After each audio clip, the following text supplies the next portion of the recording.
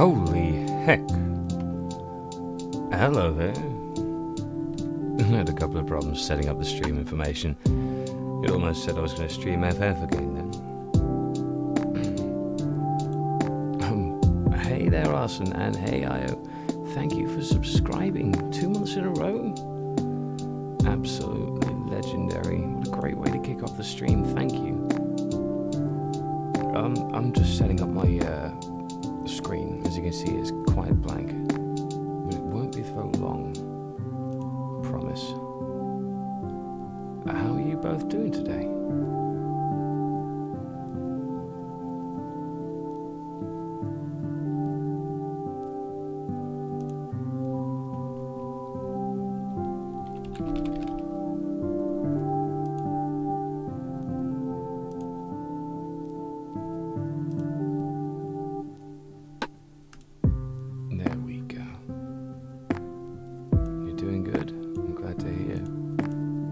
Project's coming along. I know you've got some stuff in the works, haven't you? There we go. Now that looks like an art screen.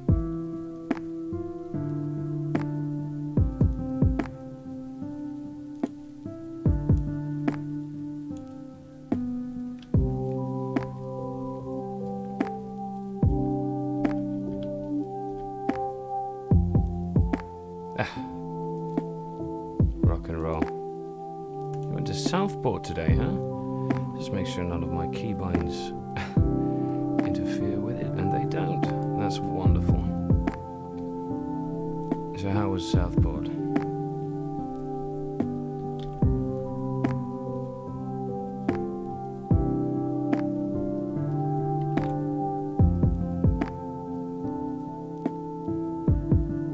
Absolutely legendary. All right, we have a drawing board.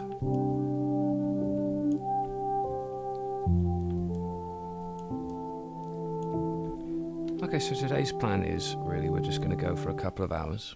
We're going to chill out, have some nice sounds in the background there. Mr. Beats, DMCA free music, absolutely lovely resource. If you're a VTuber, go check them out. If you're coming here on YouTube, then there will be links in the description. But it's great quality stuff. And he's made a lot of it. And from there, we're just going to have a nice chill for a couple of hours and see where we go. We're going to be looking over all of the stuff you need to make an SRPG today. Just really because it's interesting anyway. But also because as a task, I figure it must be monumental. But if we can make it look achievable, we might actually start trying to achieve it, which I think would be pretty wicked.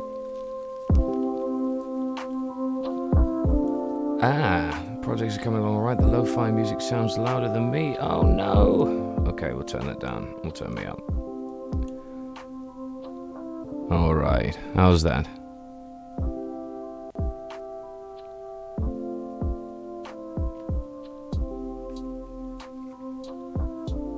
See, I always get the music or the sound or everything. It's always too high, isn't it?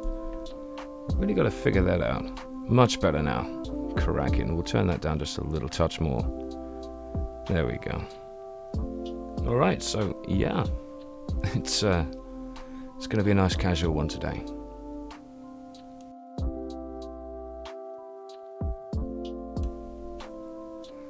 Awesome with the Southport and a dog got muddy. Oh dear, muddy dogs. Fun. How long did that take to clean up, eh?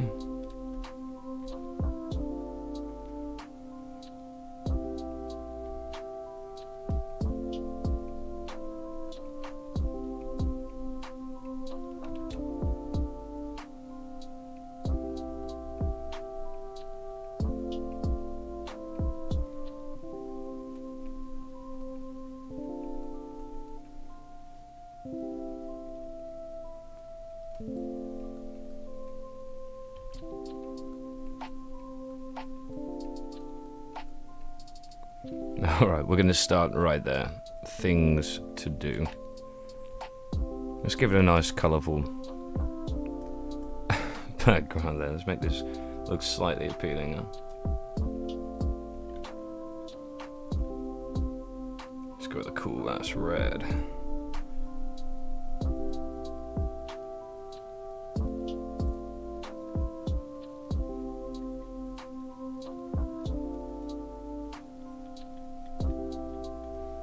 Nice.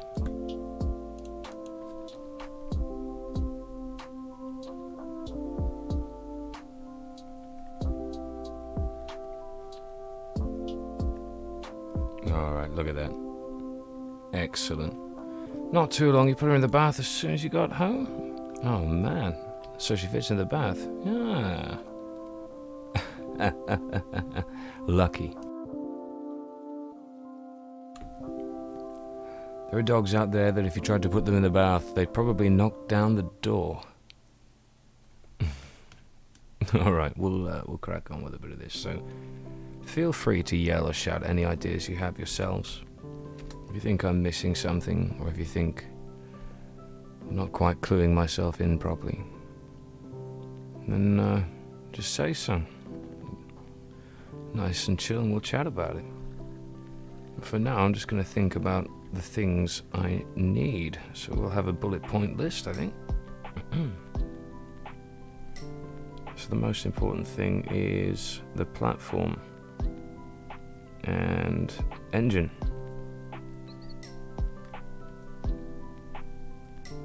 So this is what we're going to be working with and what we're working for, which makes sense to me to be the first thing to pick, because that sort of dictates a lot of what you can do after that without much experience and knowledge like me.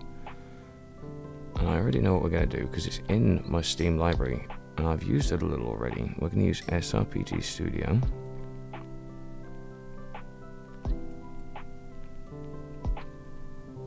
And it's going to be for PC. Which is cracking.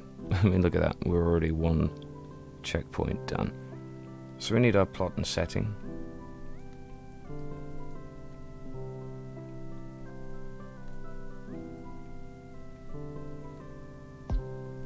And of course, protagonists and antagonists.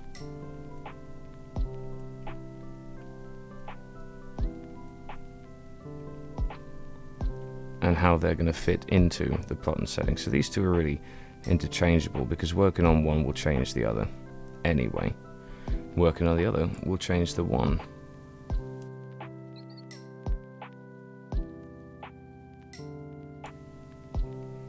We're getting down from there. We then look into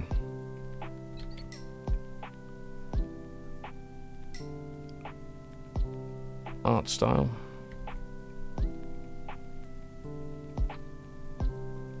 And direction, which stands out to me as being a key part of it as well. It's got to look unique. It's got to look memorable. It's got to have a quality, a charm to it, but it's also got to have a bit of a stylized look, I think. Otherwise, I mean, I wouldn't want to do pixel art because even though that might be easier in some ways, not that it is easy, but I mean. Like if I reduced it all the way down to 8 and 16-bit, I think it would look much the same as many other SRPGs that already exist. And I don't want that. So I know that it's going to be hand-drawn.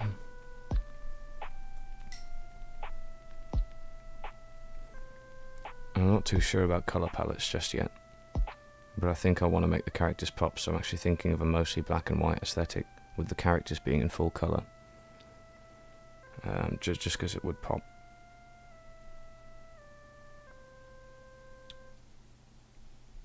On that front, we'd be looking at sprites. So they would have to be hand-drawn sprites. And there would have to be hand-drawn maps. And there would have to be a lot of hand-drawn stuff, to be honest. Which is probably going to be the meat of the effort.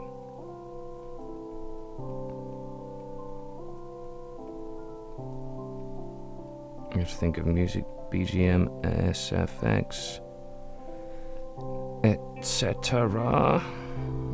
Which I'm fairly confident I could make myself, really. And if not, it could be commissioned from one or two other VTubers I know, which could be a cool way to promote them. And if they're commissioned, of course, it's paid for as well, so the effort's not wasted.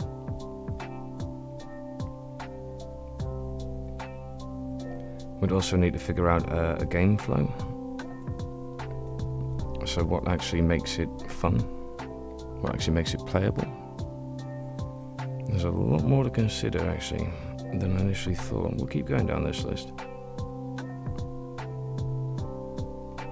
Hey, Melody. You alright? I think you can hear the scratching of my pen. I do apologise. How have you been?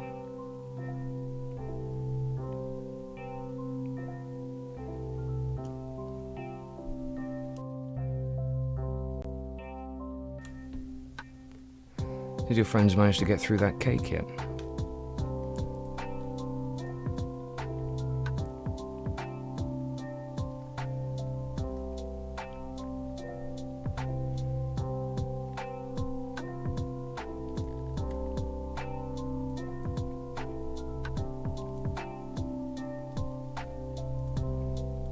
Kinda chilling right now. Yeah, I agree.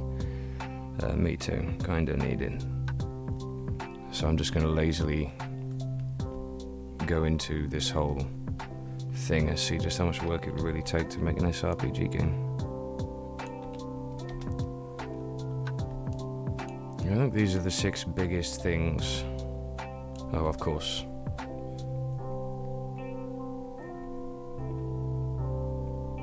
Time is probably an important one. But if it's a pet project, it doesn't have to take up a lot of time in a short space. It can be done bit at a time. Even just only for streams. Who knows? As far as you're aware, yes. And I'm glad if they got through it all, it means it was enjoyed.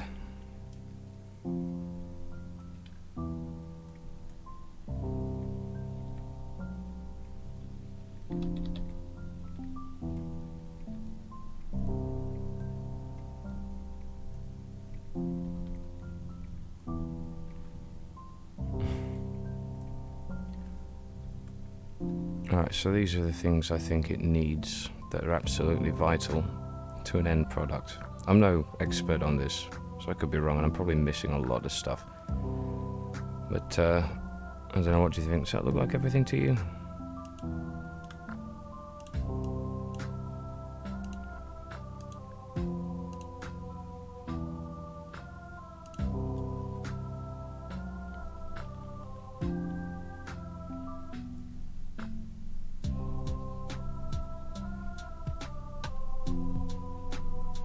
Honestly, this track is kind of creepy. Dear me.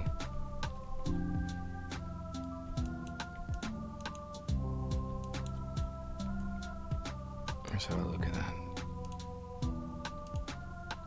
Yep, it's called Sleepless as well. I'm going to skip on to the next one. Oh, nice. Nice.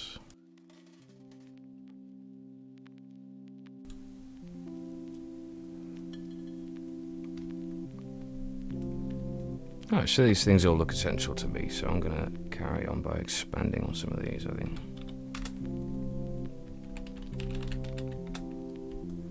And do forgive all of the other ambient noises. My microphone's a bit close to everything else, really.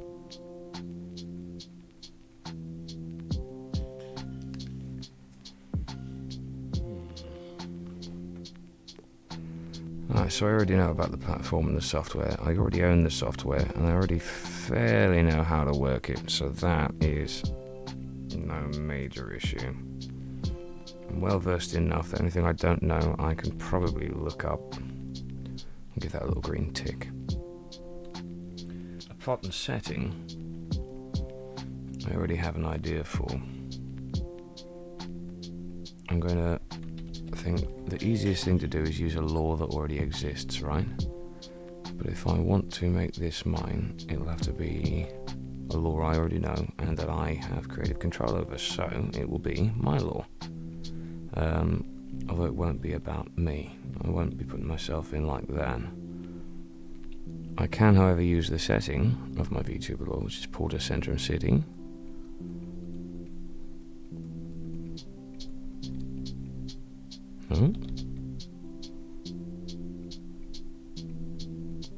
Which immediately opens up the potential for angels, demons, humans, all sorts of things in between, which is great.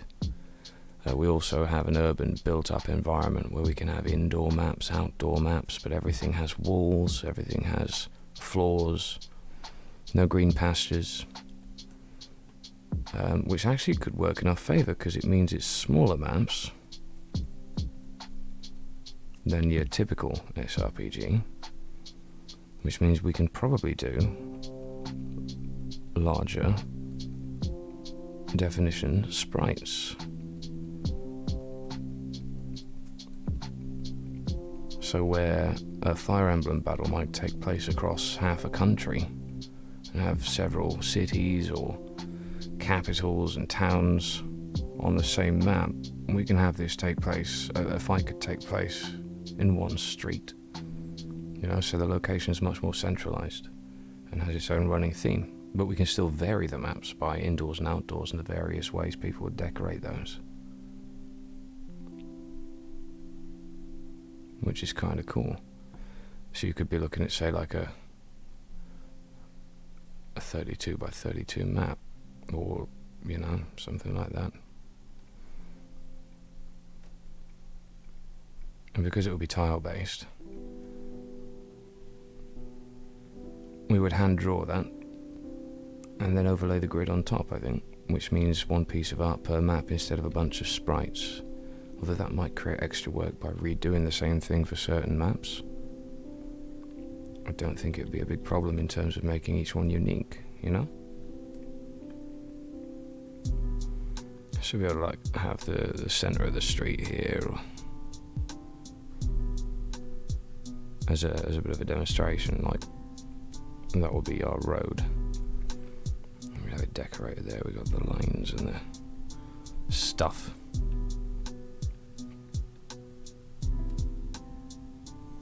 Pavement sidewalk thing, make that a red.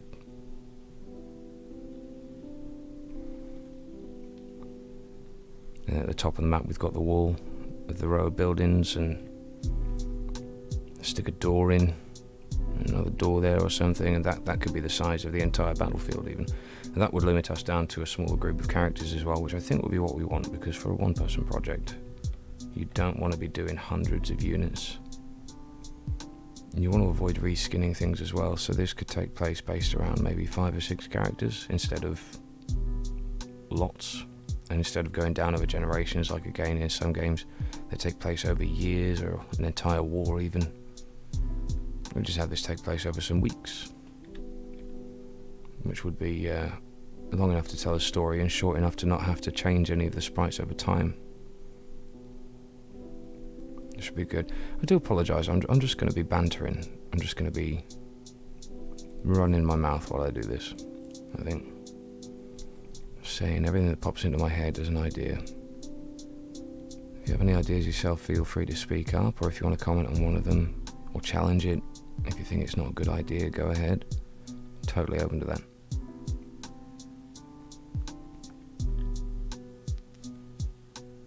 Otherwise, if you're here to relax, just sit back and enjoy the vibe.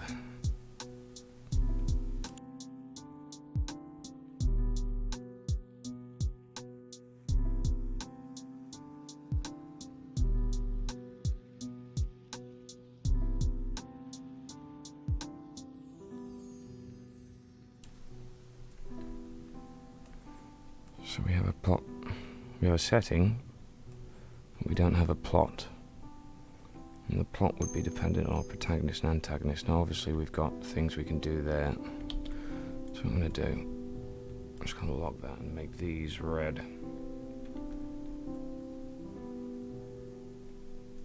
Big red arrows. There we go.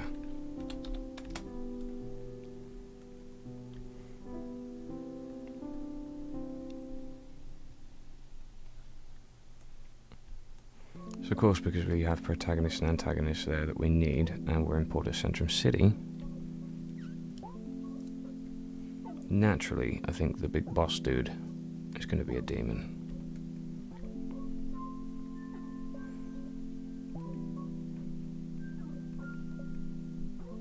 We've got 3 essential races to pick from here: angels, demons, and humans.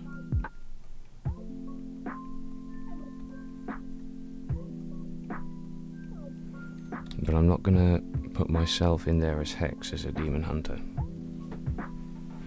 Although that would be cool, I don't want it to be a massive project. I want it to be fairly short, fairly small. But it can be used to flesh out the lore of the world it takes place in. That's a great opportunity for that. So, we have a main character who it all follows, all in the thick of all of it. I don't know, maybe a police officer or a private investigator. We'll do, say, PI for now. Someone who can find themselves embroiled in a plot by accident or doing their job. So maybe they're asked to investigate something. Then they have their client. It would definitely be, if not playable, then an allied character or someone you'd have to protect at some point.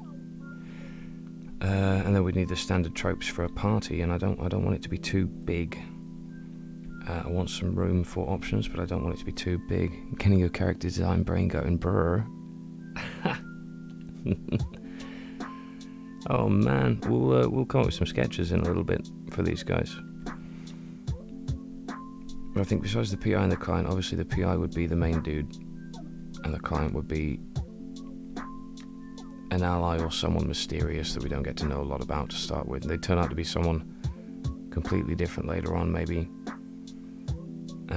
They could even turn out to be an antagonist, but we'd need people to assemble around our PI. And that would include your strong type, your strong dude, your Healy person, your explosions guy,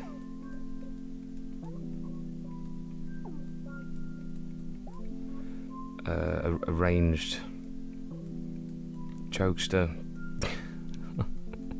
I'm running out of things here. You ranged jokester person, and you're like a thief, or some of these can be put into the same category, I think. But that puts us at 1, 2, 3, 4, 5, 6, 7.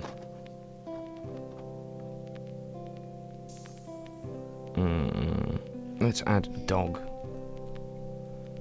because having a dog is always cool.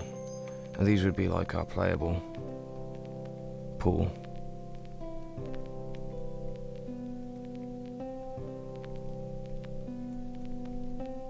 Yes, good. Add dog. Dog, good. And then we've got our bad guys or our neutral parties. So in the lore, in the canon, the angels tend to not intervene so much as the demons, and when they do, it's directly with demons. So the angels would be, as far as our party's concerned, a neutral party. We'd have other humans as well. The law would be at times pursuing and at times assisting our main people. Some local gang that again they could have friction with at the start or recruit later on, and call them our neutrals. And then our main pool of enemies would be some demonic mafia controlling the underground city streets. We'd have hired goons, people sent after our party once they start getting too close to things. We could have renegade angels assisting the demons. I don't know why. They'd need a reason, but we'll think of one. And I mean, we could have like crooked lawmen as well, that are on the payroll of the demonic mafia. And of course, we'd have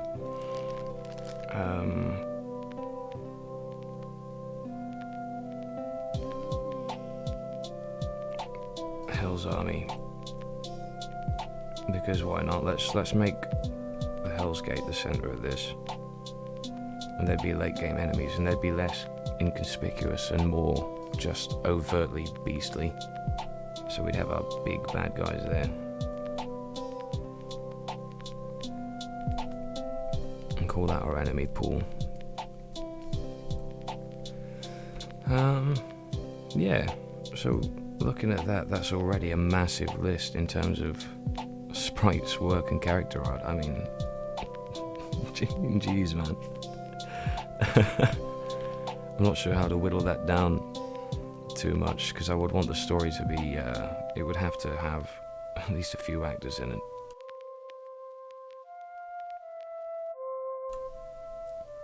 But it would be incremental. Yeah. We'll do a slash there. I think we'll do a slash there. They can go hand in hand. We can do a slash. That could be ranged ogre slash thief. But they'd be the good-natured kind that when they're nicking things to feed babies that are in the streets or something. You know, like equally heart-touching. Oh dear. They would hook up with it because the people that they're against are purely just immoral, which would work. We're in Porta Centrum. Now, Porta Centrum City has the last remaining Hell's Gate and the last remaining Heaven's Gate in the lore of this city. So it is basically out of the sight of the people living there. It's also a battlefield for control over the city. Because if either of those gates were to be shut, then the forces of the opposing side would have free reign with Earth. There would be nothing impeding them or stopping them anymore from taking over a lot of territory. So we could have our main plot be about that. Obviously saving the world is just like par for the course, right?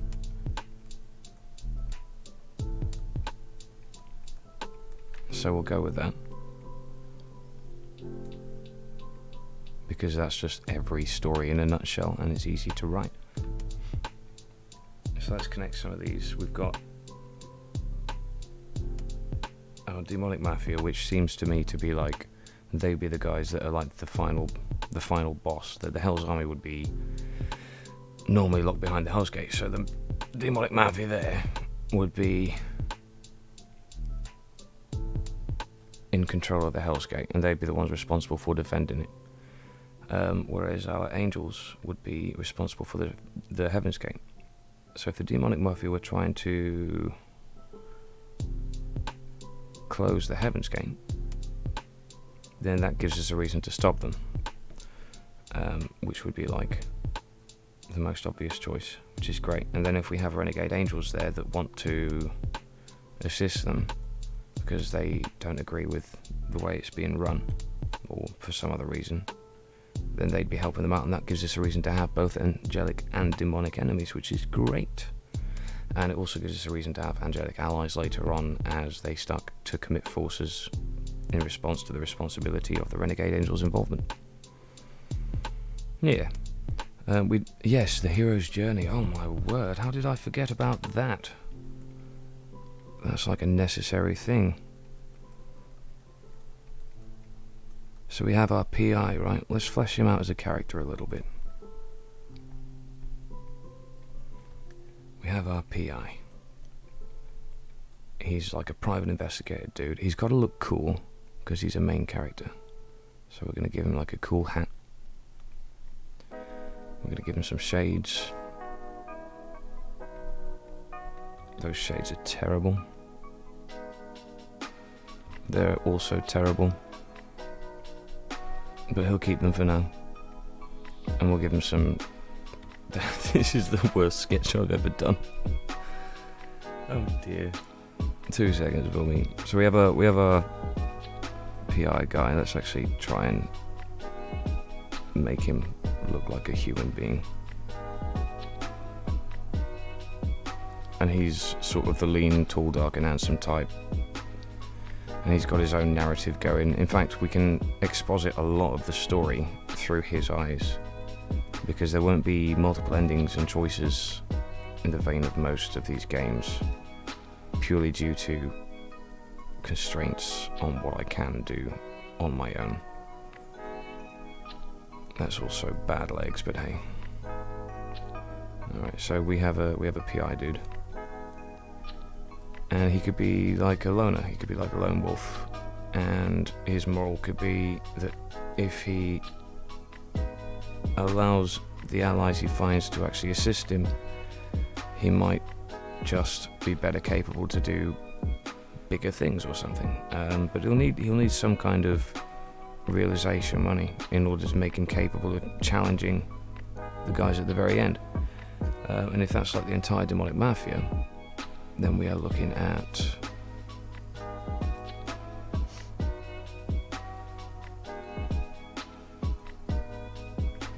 a very large and powerful syndicate group of several demon lords, all working in concert to achieve a goal. So it might start, when he gets first embroiled into this, it might start looking like he can deal with it, but then it turns out he can't. Which would make sense, to be honest. Let's give him a cool long coat.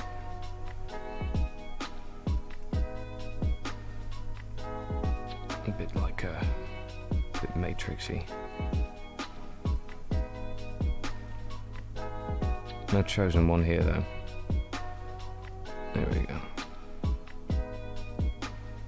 And he'll have an open collar shirt, no tie, and then sort of standard sort of jeans and stuff. I don't know if I should make him smoke or not, because then I'll be limited on where I can actually put this if it happens, but he will have a gun. We'll give him a gun. He'll have a PI's license and a gun in a holster thing, purely because it will make him look sort of like he'll be in a position of power to begin with when he's just dealing with humans, and then it'll give us a reason to have it not work on someone later on who's threatening his life. But that would turn out to be a demon, and they would find zero effectiveness of the firearm, and that would give him a reason to start depending on the abilities of other allies that he's going to meet on the way. Give him a nice pointy chin. Because we could have someone with the ability to exorcise them, maybe, or yes.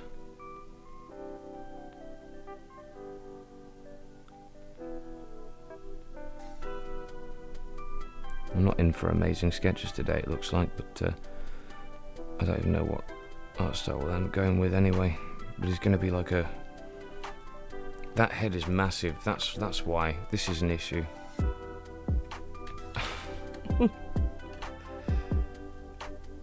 That's a little bit better. Oh my god.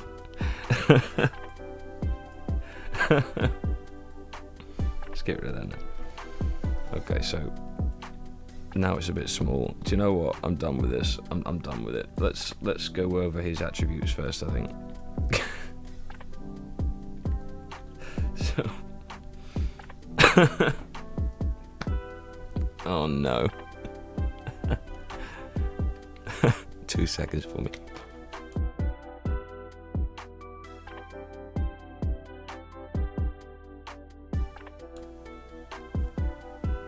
I had to cough. I'm so sorry. I had to mute and cough. Right. So our PI dude.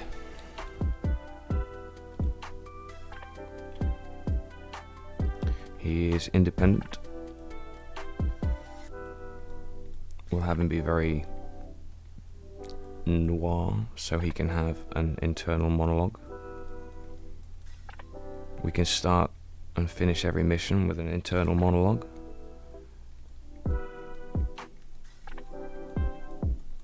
Of how he is seeing the events and what he thinks is happening in front of him. He can be a bit gruff and short-spoken, so that he's not constantly explaining. So when he's speaking out loud, he's very short of words, but when he's in his own head, he's descriptive as he needs to be. But then we can use that, and it means that all of the story isn't coming out of his mouth all the time, just what he thinks about it at times. And that way then we're forced to have the other characters engage with him, which gives them more of a chance to show, yeah, like a sort of 1940s PI, just like, I never saw the job coming, but it came, and it came for me. I don't know why. Oh my god.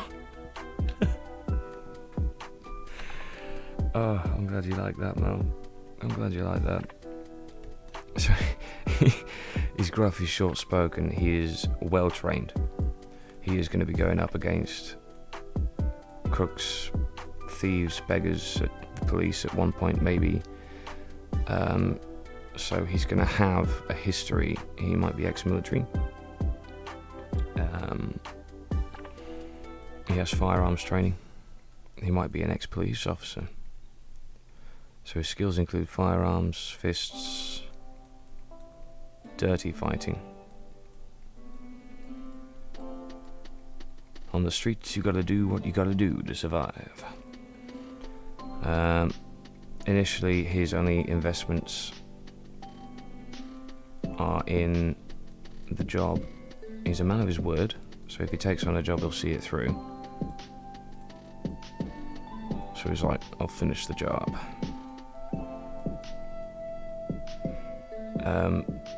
But when he gets embroiled into this bigger than, the bigger stakes, that will have to change how he sees the job he's doing. Because at the start he's just doing it for a client who's paid him to do it. And we'll have it so that he drops that at some point. When he has a threshold, where he didn't sign up for this. You can't hire him to murder a guy, you can't hire him to rob a bank. He's an investigator. He comes up with information, he follows people, he sorts things out, and he delivers the client what they've asked for, if they have the right to it. So we'll have a point where he's like, screw this, but then he'll develop like a moral sort of, actually, I can't, gotta finish this, His skill set, like being the main character in there from square one, he would have, you already know, firearms and fists, so he'd have ranged attacks and melee attacks. Speaking of that, we would need to sort out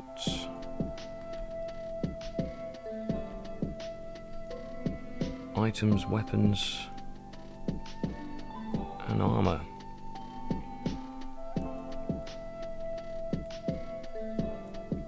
As well as, these are less critical, as well as jobs, classes, skills, and attributes.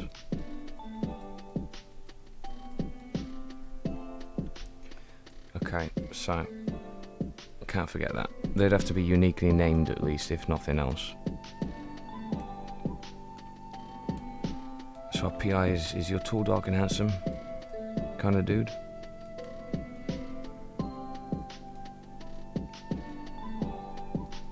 He is, even though he's short-spoken, he is honest. He won't lie. So he does have a moral compass.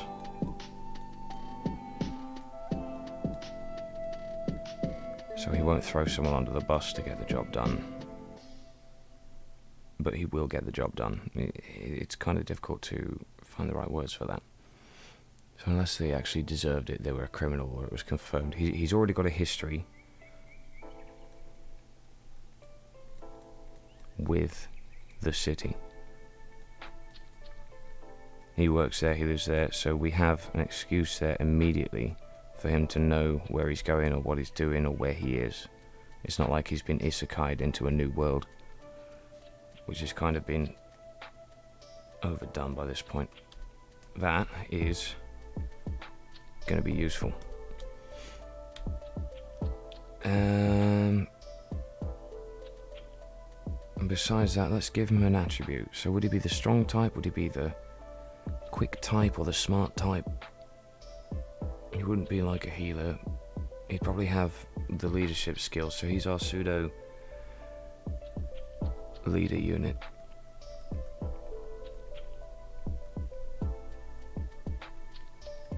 Which means he will have ally buffs,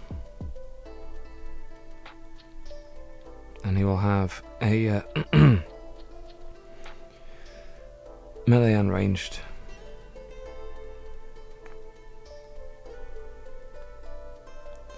He wouldn't be like a god. He wouldn't be the strongest thing on the battlefield. He would have a weakness, but it would be something that his allies would be able to cover, and vice versa. I'll have to think about that. But we sort of have this sort of rough idea now, and on the map he might look a bit like a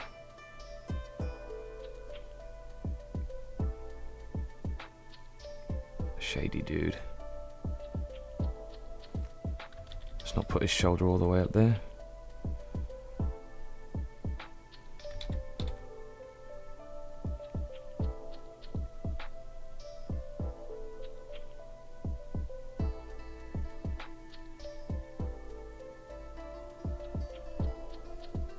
I'm going to think of some kind of...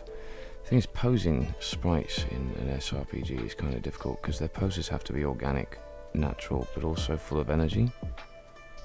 So we're definitely going to give him that same outfit. He'll have that 1940s PI long coat style thing.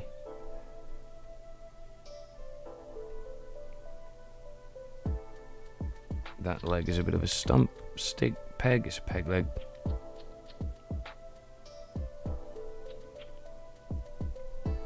But it'll be sort of ready. There's firearm out there, there's a little gun there. Look at that. Look at that dude. He's ready.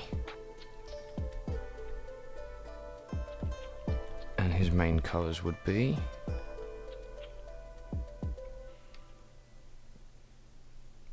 I have an affinity for reds and blues.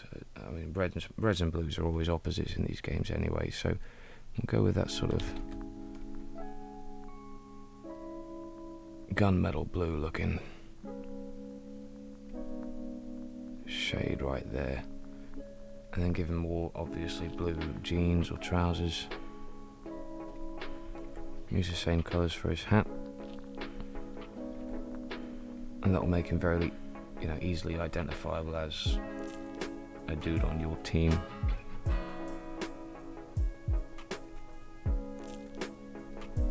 There we go. Heck yeah, he is totally ready for that.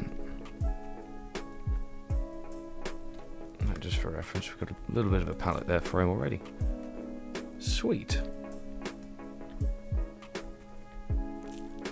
Alright, so on the map, that's sort of the definition I'd want him in. If we zoom out to 100%, he's going to be definitely visible in full clarity, and he'll have like a nice little idling animation where he's sort of like...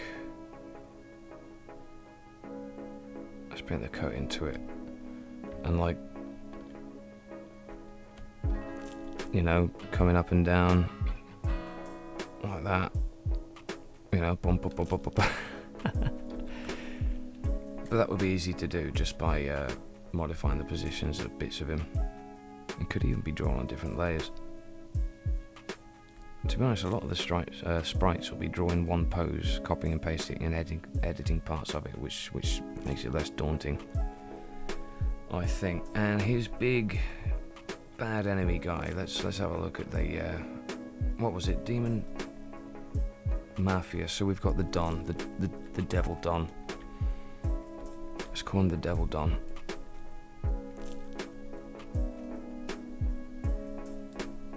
And we have our protagonist and our main antagonist there. So the Devil Don is the guy trying to open the Hell's Gate. He's successful. Commands he commands the Porter Centrum Hell Division. I don't know what to call it. We'll just call it that for now. So he's the dude in charge of keeping the Hell's Gate safe. But he's got his own plans, and the underworld doesn't know about them. But he thinks he'll get massive kudos if he pulls them off, so he's going ahead anyway. And he'll be the foil to the PI, because in the youth of the PI,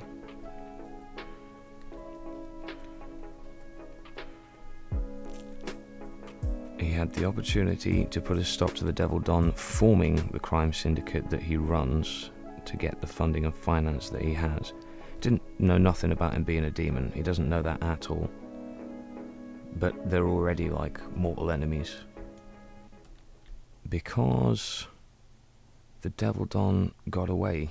He got away with it. And that was when the PI was a lawman. So I'm going to call him DD for now. DD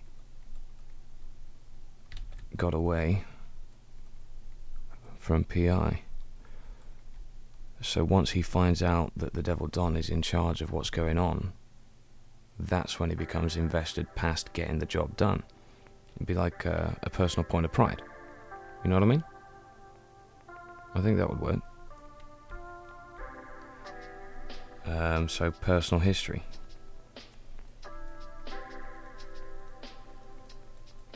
And he is confident, relaxed.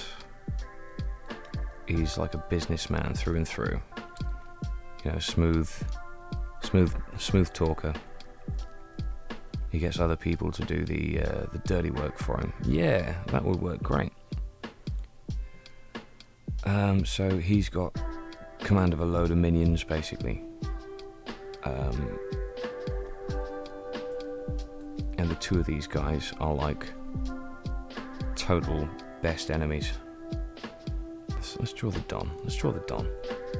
He's going to be a demon dude. He'll need to have two sets of sprites. One of when he's still in his sort of human disguise, and another when he just goes full demon because there's nothing left to lose anymore. But they can both be done off of like the same thing. He would definitely have the shades because he's a dude who's successful, and he flaunts it so that people follow him.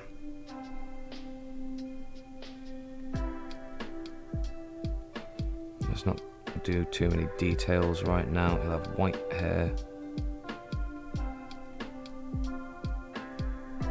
and he'll sort of have this relaxed pose, but he won't be ready for a fight sort of pose. He's sort of a commanding dude instead. He'll be in a suit, of course.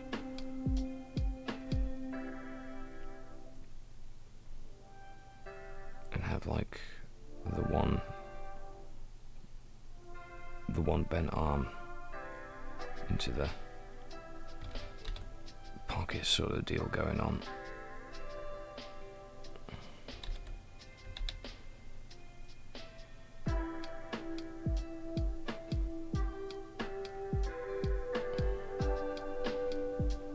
Give him a suit and tie. Look at that.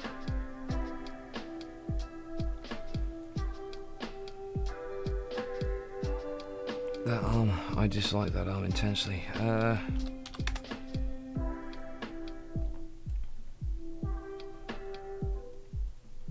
That's better. We'll just give him the legs apart, sort of.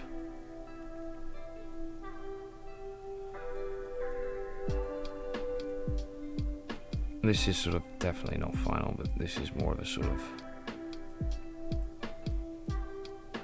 you know, how would he stand sort of thing. And this dude just stands like he's in charge. Big head again. Doing all those big heads today. You love this already? Nice! I'm happy with that because I know you do character design.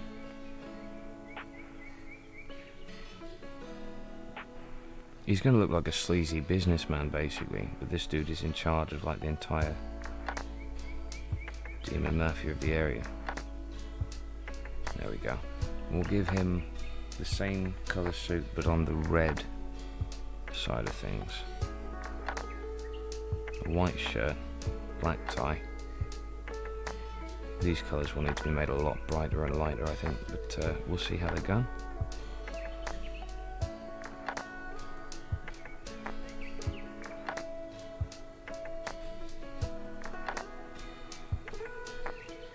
Yeah, let's make that more red.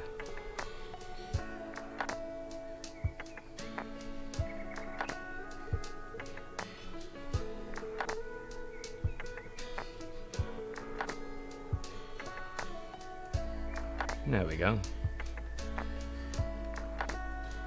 So demon dude, let's thicken that outline a bit. And again, his idling pose would be much the same sort of premise as with the PI, just you know, it would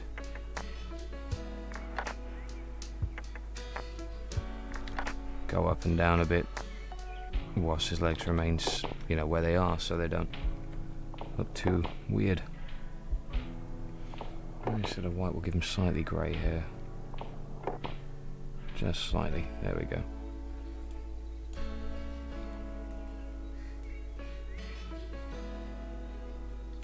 There we go.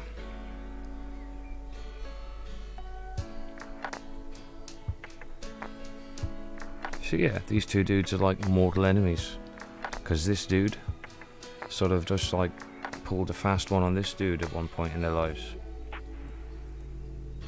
Of course, because he is a demon, he's also a leader unit.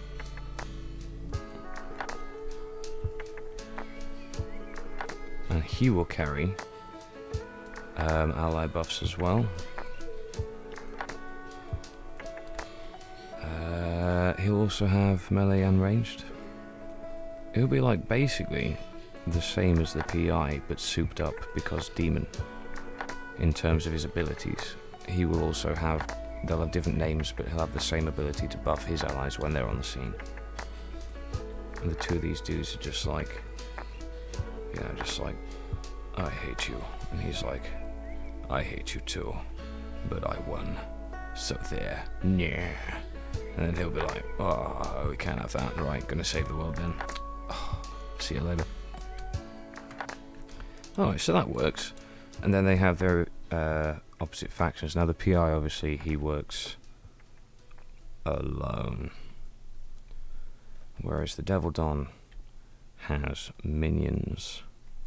Even though he is the one who holds the power, he's just as alone. So the sort of principle would be that... Oh, hang on. There we go.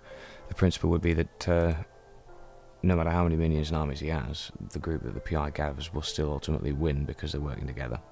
Whereas the Don of the Demons sort of sits there on his throne.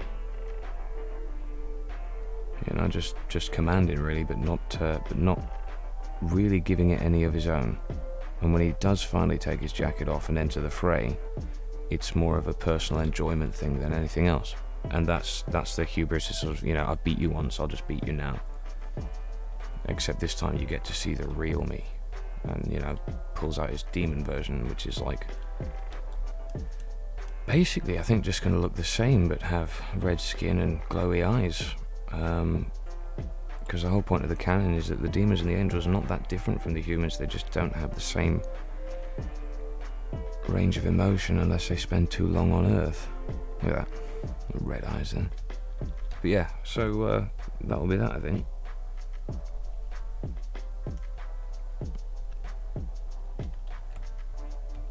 And that sort of smug frown. There we go. I don't know, as a badge of office as well, you could have some sort of a cane.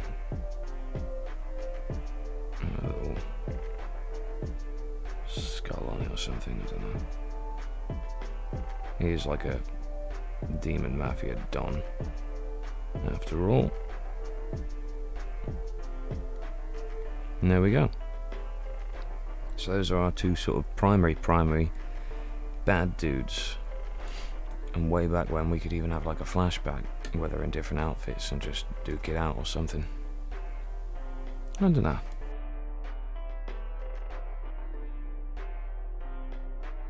Can you believe we've been going for an hour already? A whole hour already. God damn, man.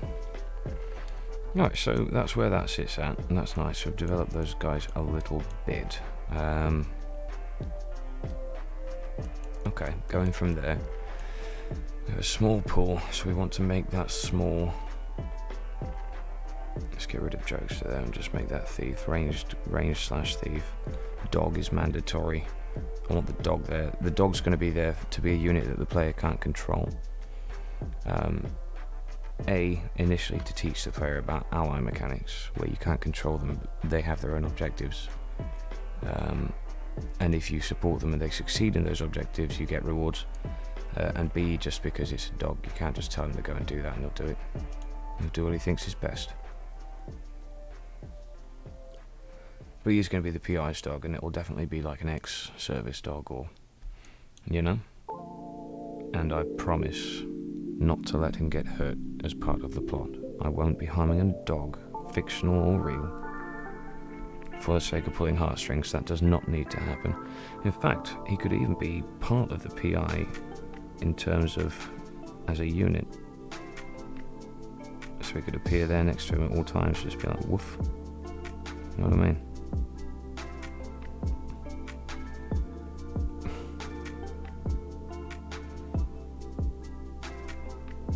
Not tongue. Woof. Oh dear. That's a spooky looking dog.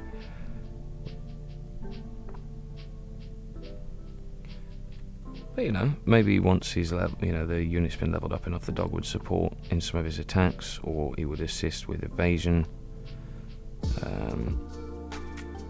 or it would have like represented by the dog barking, and you get a critical hit because he's sort of identified a moment to attack or something. I don't know. Doesn't look like a very strong dog right now, does he? Nah. That's fine, we'll fix that down the line.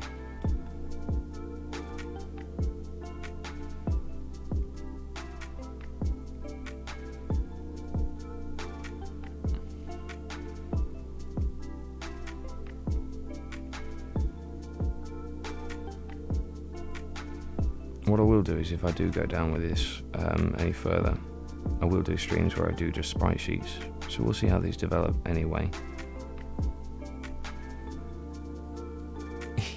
I kind of like the dog. I kind of like exactly how it's there, and just like, yeah. We can give it some unique feature. We can have a little hairdo. Little scruffy dog. But like a dependable scruffy dog. Bigger ears. It can be like a wolf dog, like a Malamute. Or a husky. But their fur's normally white. No, that doesn't matter. He can be whatever colour we want. We'll even give him his own little palette. He would do anything for that dog. Nice. Alright, we're keeping the dog. The dog is definitely a good idea. You see then, if the PI ever takes enough damage to go down, obviously units won't die, so to speak. They'll go into a downed state until the map ends or they're revived. So we could even have like the PI kneeling on the floor and the dog like licking his hand, and that'd be wicked. That'd be really cool. Yeah, I like that. I like that a lot. And you know what? We can even give a dog to the Devil Don, because he is like a boss man. We can give him a devil dog.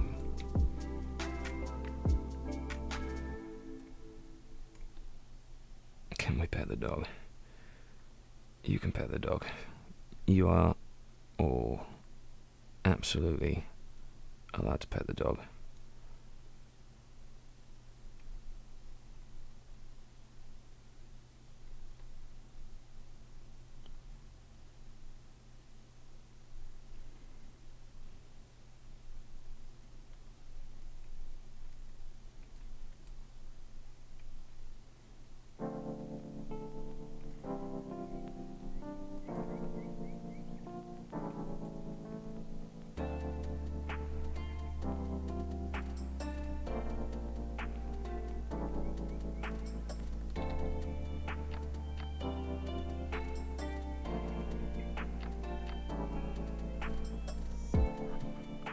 big old devil dog for the Don. Look at that.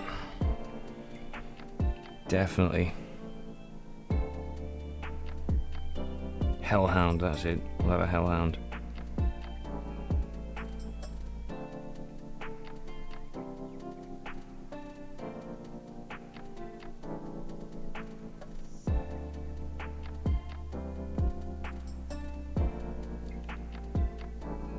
I'll look a bit more evil than that. Just the big red dog, otherwise we'll start calling him Clifford. I don't want that on me.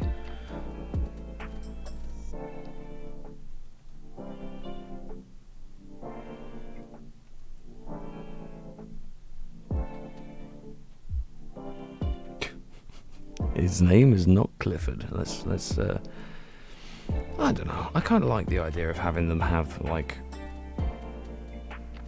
that feature to them as well. We'll see where that goes.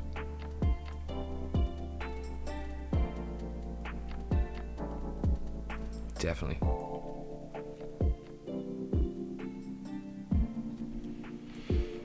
Alright, so from there we are looking at definitely, so we're having the larger definition stripes. So these would be how they appear on the map as the pieces on the strategic board, so to speak.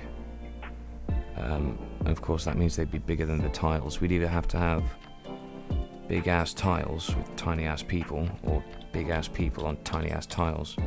So looking at that, is that a major? Hello there, Major. How you doing, pal? Nice to see you get a second to pop by. How's things been? I did get your reply. I have not yet replied back. I too have had busy life things.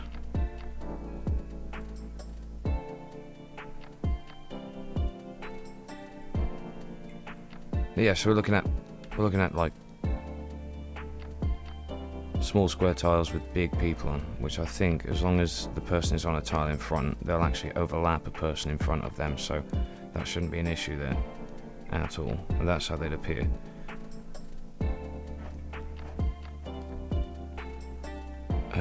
In terms of the combat screen, you know how normally... Yeah, Melody's here too, we're all just chilling, man.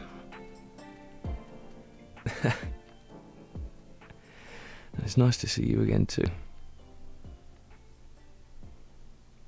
I do keep seeing you going live at the worst times for me, because I'm always either heading out to go and do some work, or I'm just got back in and having to make food, or starting my own stream.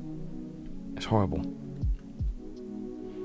Give me advance notice of your next one if you can. I'll try and catch it, at the very least I can do.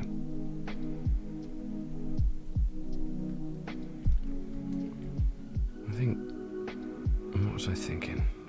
Oh, right, so the battle screen in SRPG Studio is normally like this, right? You have a window that comes up in front of the map in the screen. And in the window you have like a background, depending on the tile that both actors are on. And then you have both actors in their sprite form. And each one does a thing, and they both lose a bit of HP and stuff, and it lists their stats at the bottom as well. So you're like 5 and 2 and 1 and 69, 420, lol.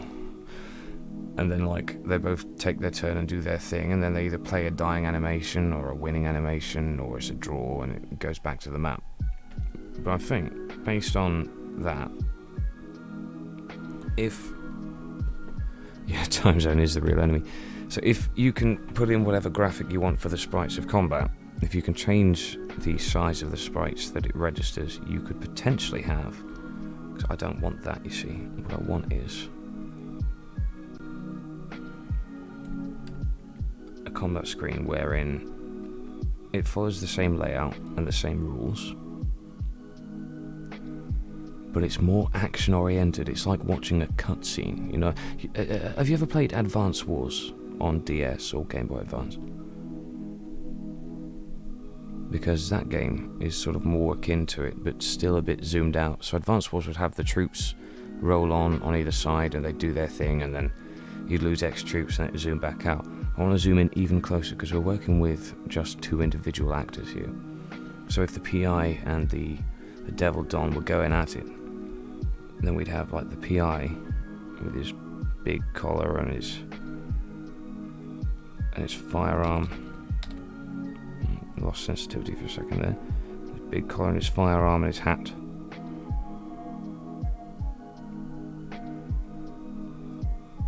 His hair at the back. And you see what I mean?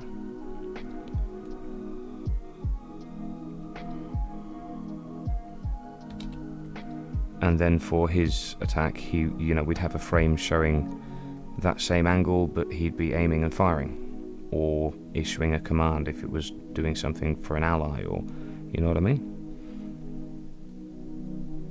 And then for the enemies, their sprites would be more zoomed out, that's for sure. But it would still be like he was stood, like they were dueling almost, you know? It was a duel at dawn.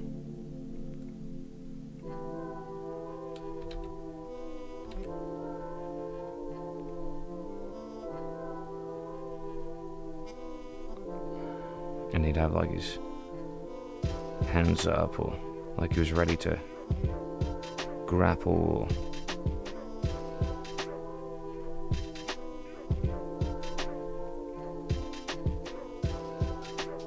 And then it would just be one static image really, except if they actually take an action or a reaction.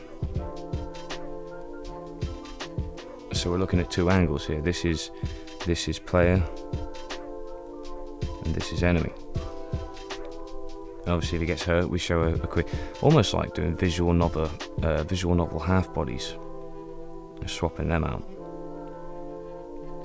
I'm just going to put some colour on that because I think it would look cool.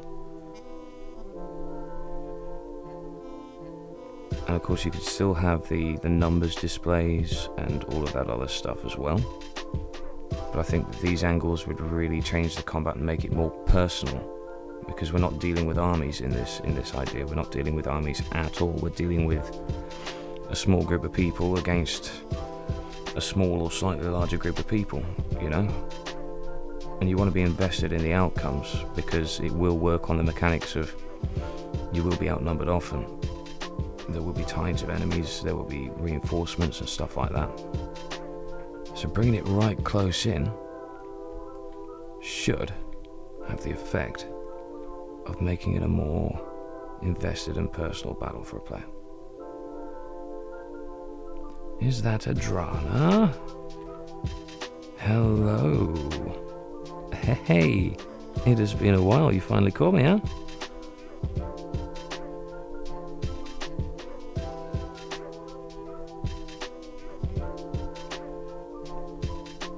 Hang on, we just whap a little bit of scenery. So he's in front of a building. So we have a building with a door there. Bricks.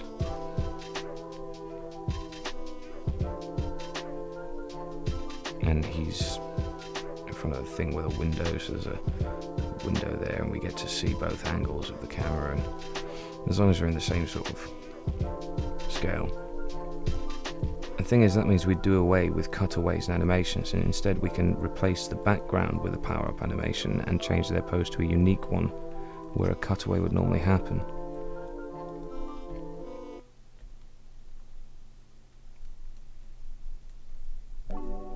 And that is how I'd want the combat to resolve.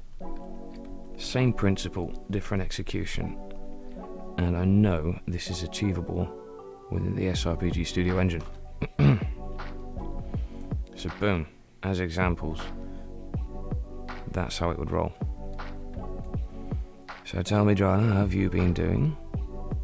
I know you're still actively streaming as well, which is good.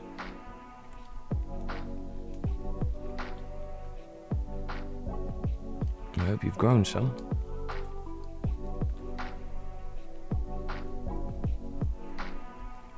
Pain. Oh, no. Don't say that. No pain, no gain. Oh, but seriously, are you doing alright?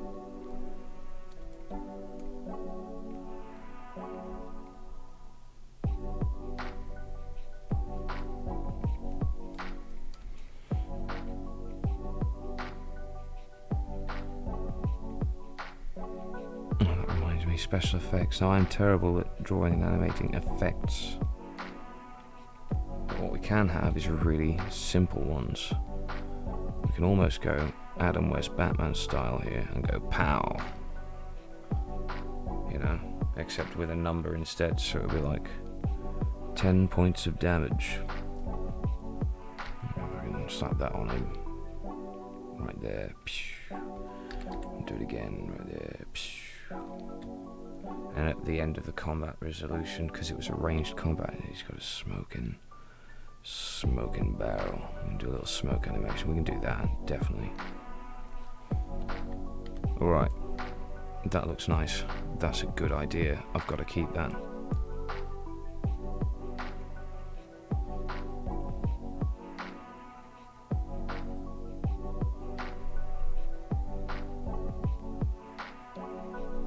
Of course, we've got the fact it's a dark alleyway, and if we match up the backgrounds, we can even have backgrounds that merge into one picture almost.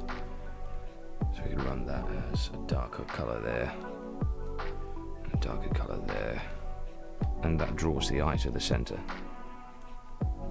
And I know it's not really like immediately important to figure that out now, but it's a good idea to remember.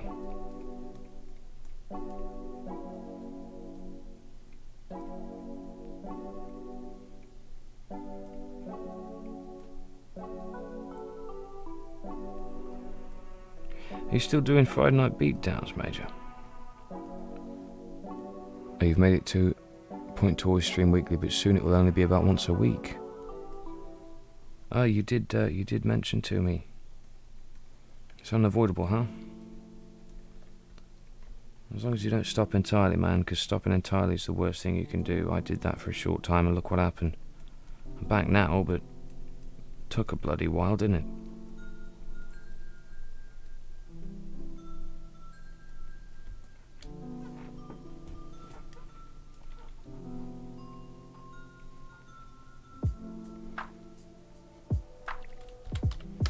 There we go, combat window. I'm going to note that.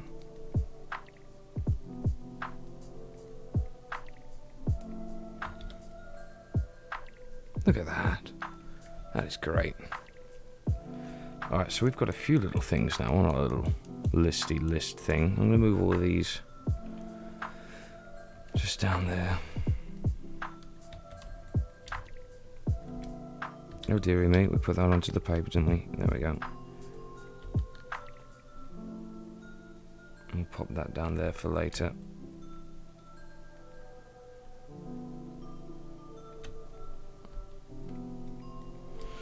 Alright, so we've got our pro tags, our ant tags, we've got our art style and direction actually, which is very good to have.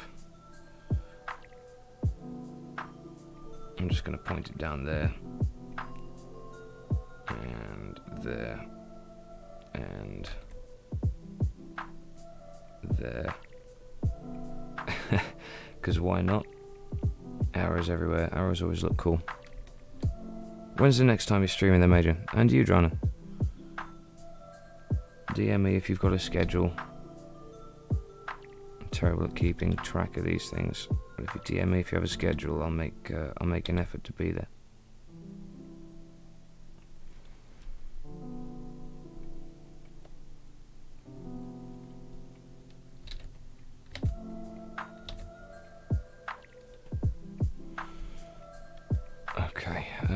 On top of that, so the art style is pretty much going to be as seen. I mean, these with a bit of polishing, do you think they'd make acceptable sprites? What do you reckon? I mean, obviously they've had like 5 or 10 minutes each, but with polishing and actual effort, do you reckon they'd make acceptable sprites?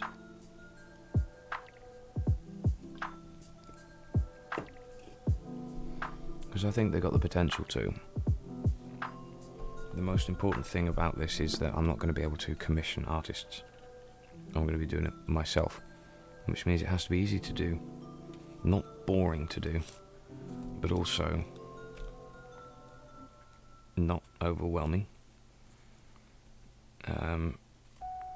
With pixel art, I'm just not that good. Anyway, I know pixel art can be more effort than just drawing to some people, and less to others. I feel like that would be going into a territory that's already well established. I think hand-drawn would just make it unique to my style. And I think the more basic I can get away with the sprites being, because they will be small on the map, even if they're bigger than usual,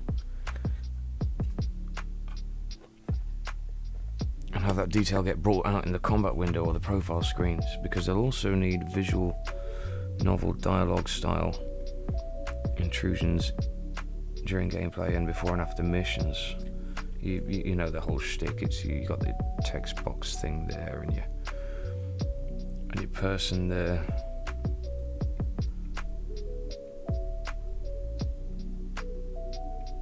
Going hello with their weird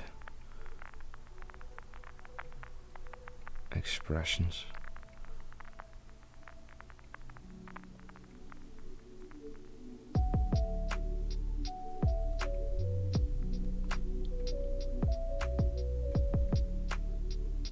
We have like a writing and all that stuff. So it's that, or we have that with the face in here with a dialogue box, which I think can be during combat, I reckon.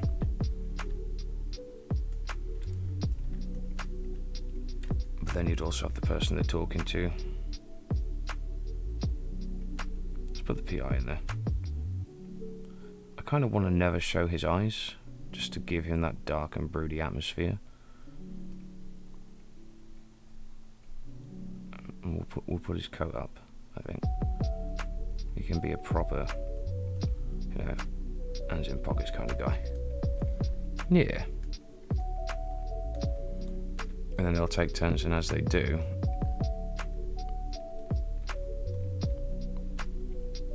they obviously swap focus. So we'll represent that with a shadow or a shade or darkening the image.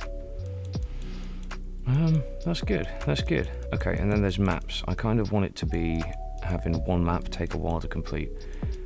From what I remember of Advance Wars and Fire Emblem, one map could take a long time to complete if you didn't know any exploits or if you didn't know the most efficient strategy for that map ahead of time. Usually you'd spend time building up forces or improving a unit, and then you'd head out and do the bashing.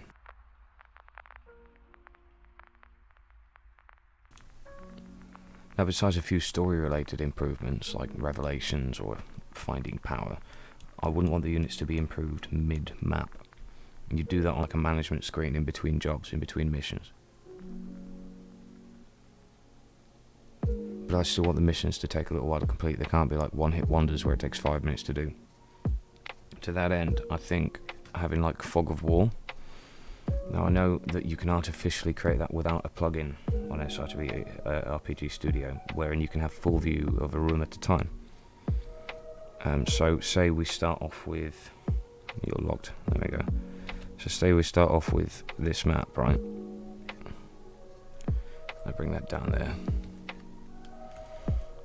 And this map is outside one of the Devil Don's workshops.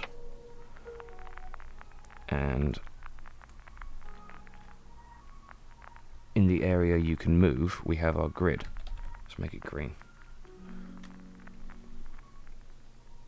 And that grid is everywhere on the map that you can move. Everything else is purely fluff. So this is a very small map, you know? Now this isn't a particular level or anything, but this is to demonstrate, and I need to write this down while the idea is in my head. I know the engine can handle this. So we would have like an enemy here, and an enemy here, and an enemy here, and this here door is our objective. And our allies can be deployed within this zone here, and there'll be like a car or something, you know, like an obstacle or a hazard, and that's fine. That's a little map. That's a small little map. Up to 4 allies, you know, a few enemies, maybe more will come out the door. But if you reach that door, I want the map to actually be this big, if you catch my drift. There we go. The map will actually end up being this big.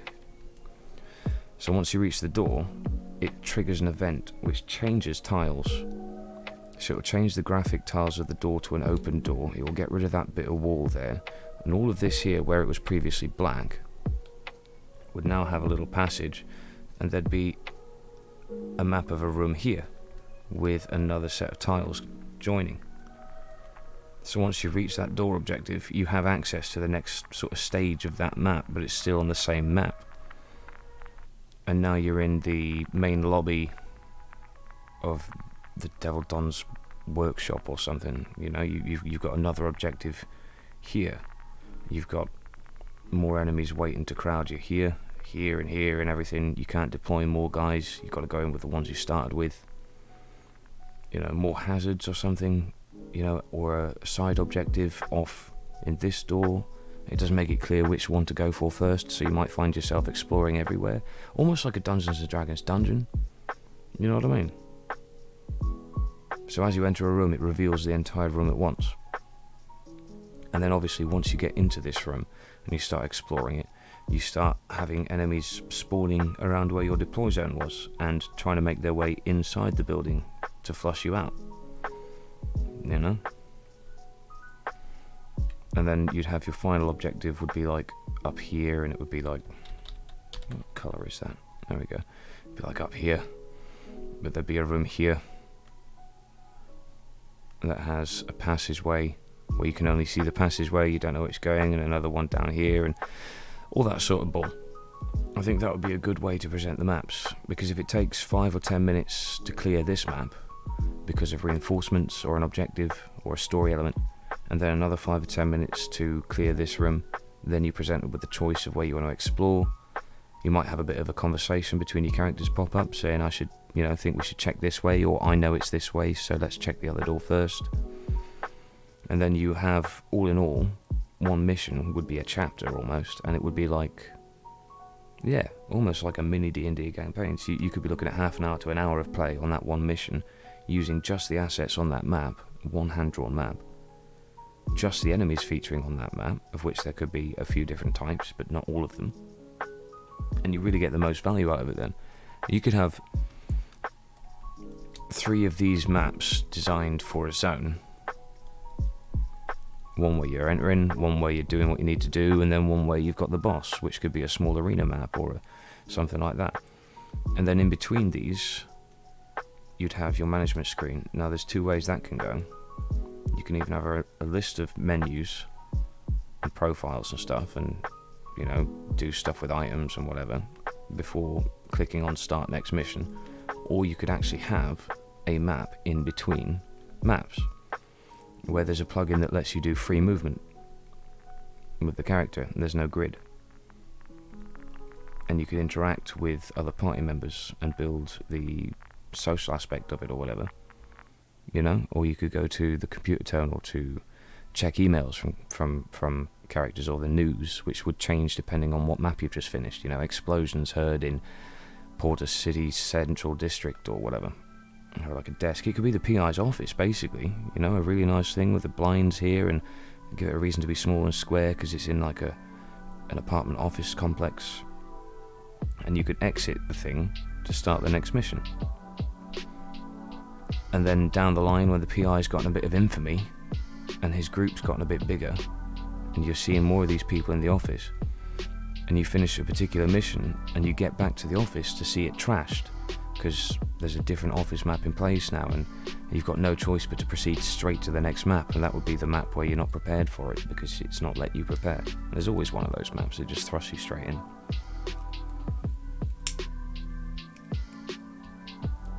Sorry, I'm letting my mouth just chunter. Going the D&D route with the map would be good, yeah. I do think they could be turning into proper sprites as well. I do think there's a lot of potential here. And if I can find a way to make it even smaller whilst still retaining the scope of a story, I think that would be good. The premise would be PI on normal job, which is our tutorial. Maybe he has to retrieve an heirloom from a crime scene because the police are preventing access to the family that owns the building, and there's looters in there because they've taken the night off and the building was supposed to be locked. He's on a normal job and he comes out of his normal job, and that's your tutorial. So that teaches you how to move characters, handle combat with safe enemies, and interact with things. And then you'd be back at the PI's office where you'd have, so that would be a map job, and then you'd have the office immediately after where you'd learn how to interact with the office, and there'd be a client waiting there for you, which you could engage with for the first dialogue and the first official contract. That gets him stuck into this great big plot and starting to unravel it. He could have been contracted to investigate the movements of the Devil Dons Mafia by an angel who thought it would be better to actually use human people to remain undetected when tracking the demons or something, but it would not be known to the PI at all, so he would just think it's just a normal job to tail someone, and then he starts seeing all these weird things happening, and then it's just like, okay, and then he goes and seeks out the client again, and he's like, what the hell is this?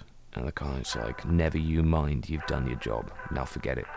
But he can't forget about it, because now that he knows it involves the Devil Don, and this is his chance to uncover something big and bring justice to that criminal that evaded him so many years ago, and thus begins his pursuit for vengeance and justice, but not in an evil way. Oh yeah. I'm gonna love watching this back later on. Oh dear. Oh dear.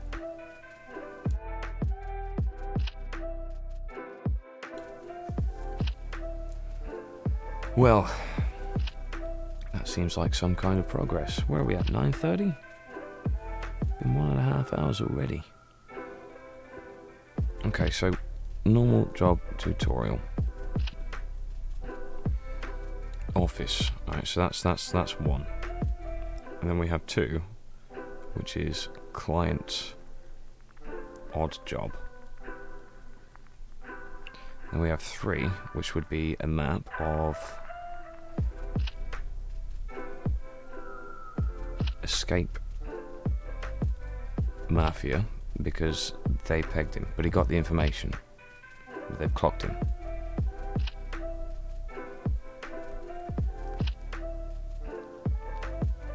Ha! I'm getting better at this. Exactly 1 hour and 30 minutes, huh? Damn straight. And then we have another office segment where he confronts the client.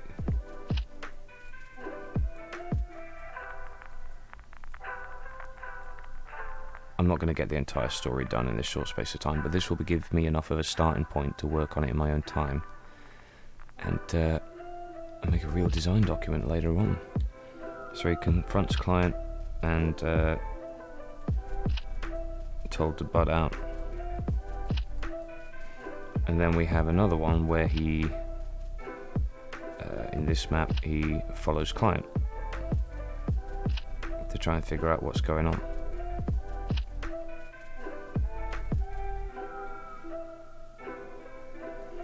And as a result of that, we engage into another map. So this would be like a stealthy map with very little combat. So I could actually have line of sight mechanics where any enemy that aggroes is an insta-kill enemy. But they'll only aggro with line of sight. And they'll have fixed patrol routes. So it would be like a figuring out where they're going to be next turn sort of thing. Just write that stealth. Because that is an engaging mechanic if it can be done right, even in an SRPG.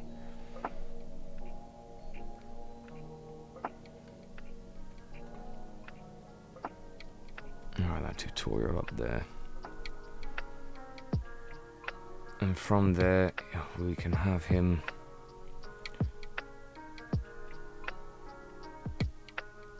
CG, we can have him discover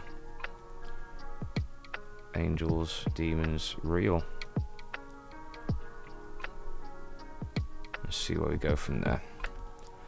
Anyway, there's a few ideas here definitely worth developing, I think, especially on the visual presentation side of things. What do you think? Is there anything there you'd do differently?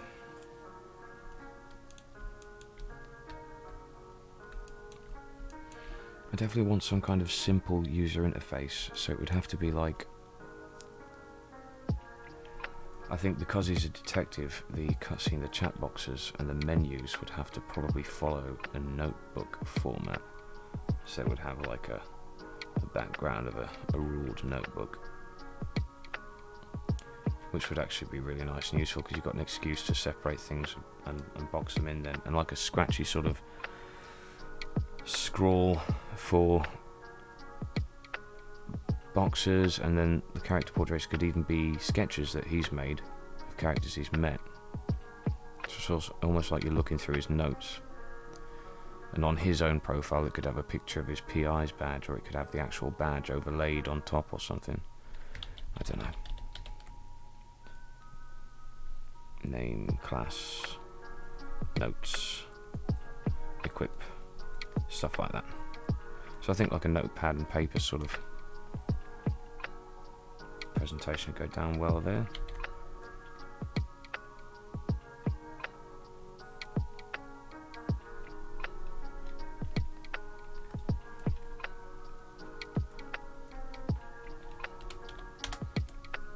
Sketchy, sketchy, sketchy.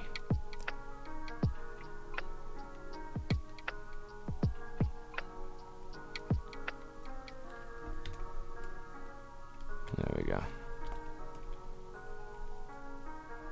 So that'll be our user interface there. In terms of music, the only thing I can think of right now is that this is basically a detective novel with angels and demons in the modern day, but I would totally want drum and bass, but chilled, relaxed, chillaxed drum and bass. So we'll just make a note of that, because I can experiment with that. Bass, drum, snare, chill.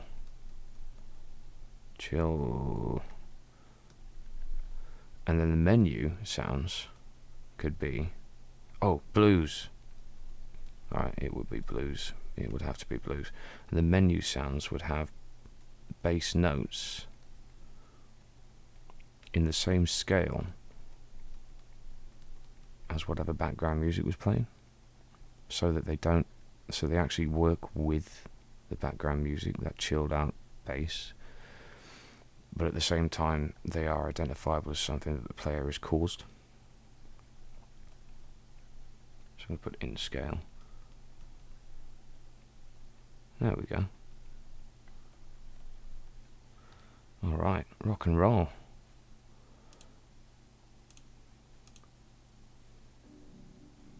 Damn. We good. Look at that. That's like half a plan there.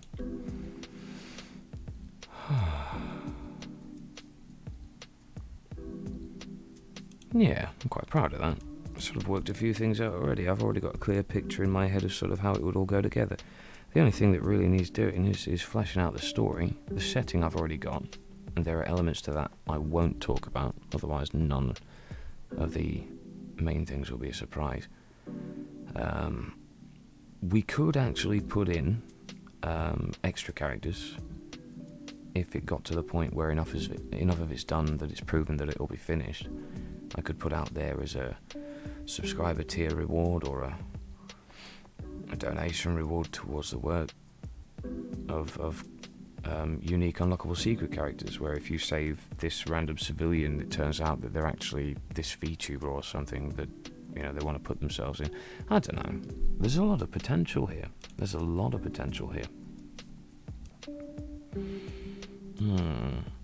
Okay, so before going ahead with any of that, the important thing to do next is character profile.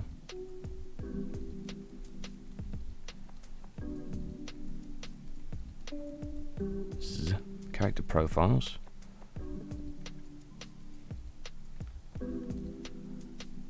Class and skill list, which would work based off the character profiles and would be like a a placeholder, because obviously that will be developed as eventually get play tested. Some skills will be strong, some would be too weak and they'd be changed or renamed. But hand in hand with that, we would want buffs and debuffs.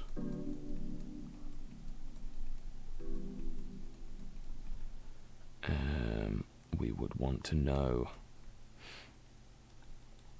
let me think. Yeah, we would want a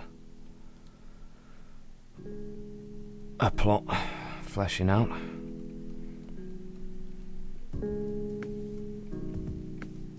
Now, the hero's journey thing is less important than the plot itself, because the hero's journey can be worked into the plot. So what I mean by that is the route he takes from that first level to that last level. Where does he go? Where does he go on the way? Because that will affect the look of everything that takes place, and it will affect the look of every character, every actor, their jobs and skill sets and backgrounds to make them fit. So if it was an industrial complex here, then we might find demonic workmen, we might find a cultist group in the foundry, we might find all sorts of stuff. We'll know what the map should look like, we'll know what hazards to include and what hazards would make no sense. All sorts of stuff. Actually, speaking of hazards, I'm just going to put that up there, and I'm going to do a magnifier and do a thing. If I put in like a if we do like a let's do a chair. All right, let's do a chair. Okay, so this chair is a sprite. It's not part of the map. It's a sprite. It's a sprite with 1 HP, so it is an actual entity, and 0 move, and 0 attack, defense. So basically, we can have destructible objects that block movement, that appear visually, are visually different because they're sprites, which means you can immediately identify them. We could have things like cracks in the walls, for example, that would open up new areas. But we could have attackable objects that act as actors, and even have a little cutscene where the dude just beats on a chair. That's great.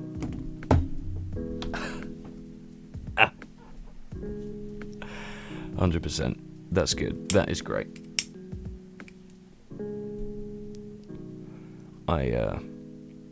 I will be pursuing this idea, I think.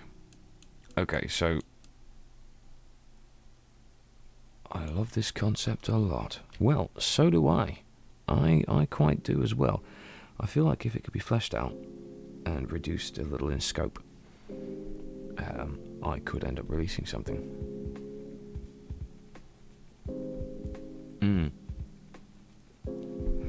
I don't know, the chair might turn out to be like a stand. This is the Devil Don's true hidden power. Forget Zaweludor. We have Zacherudor.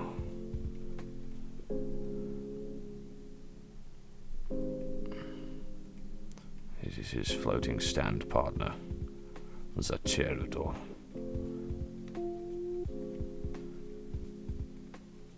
Why not?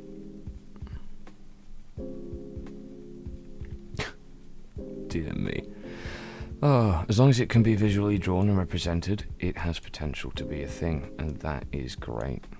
But yeah, you imagine with the smoking gun and stuff, he'd have a different animation for punching, or a pistol whip or something, and he could smash furniture, and the furniture would have a smashing apart animation, so when it disappears on the map, you've seen it get broken. We could have that with barrels. Explosive barrels are actually potentially a thing here. There is so much to think about. Okay. It's 21:43, so why don't we wrap up by trying to... We'll have a look at one more of the characters there. Let's pick one. So we can pick... a Healy person, or explosions guy, our ranged / thief person or our strong dude. I'll let you guys pick.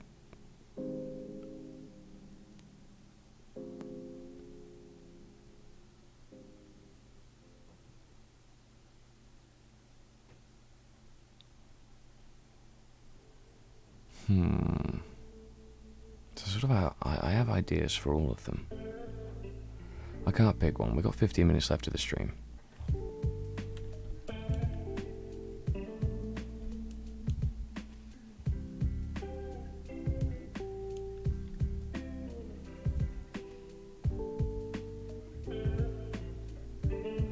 Should we go with Healy person?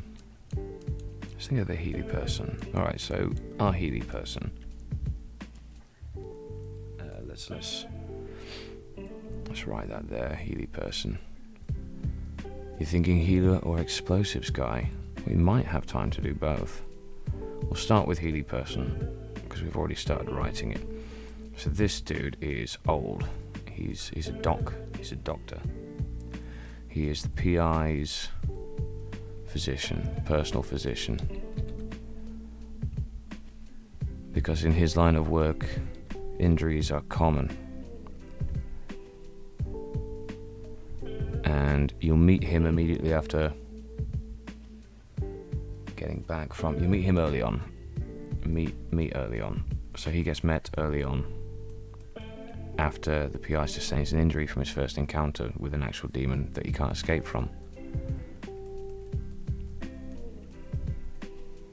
And the PI is deciding to go after the Don because he now knows it's the Don. So when the Healy person says, don't go looking for trouble for the next few months, he's like, I kind of got to. And the Healy guy's like, right, well, I'm coming with you. There's life in this old dog yet. And he's going to be like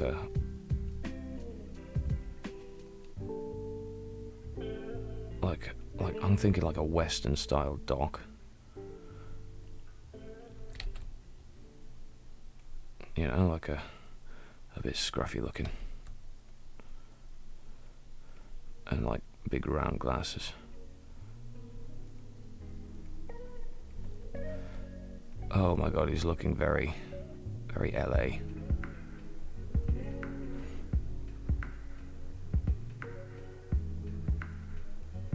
But because he's... how are we going to make him dress?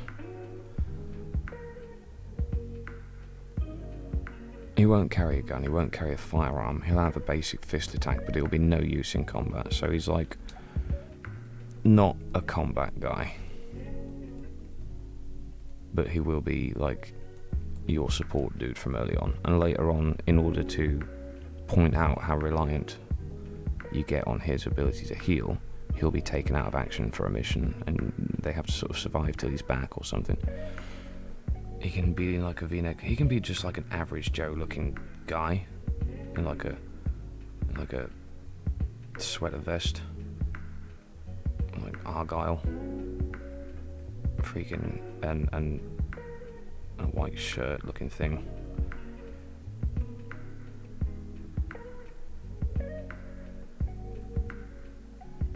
And a doctor's bag. Oh my god. Yeah, why not? It sort of looks like if Ned Flanders was going fishing. We'll work on this. He could be slightly out of shape. Maybe we won't have him be physically perfect. He's not going to be like a bronze god. And his sort of, he's not going to have like a combat stance. He's going to have like a standing there stance. And he's going to be very cautious. And his main draw is going to be that he has the revival ability. And recuperator. So he'll be introduced early on in response to the introduction of negative status effects that are damaging maybe. Or a wounded state that an enemy can inflict, wherein the doctor has to spend a turn seeing other wounds maybe. I don't know. We'll see. But I kind of like the idea of him just looking like an average dude. I kind of like the idea of all of these people sort of just being people in their various jobs, put into this situation where there are forces at play that they just didn't know were there.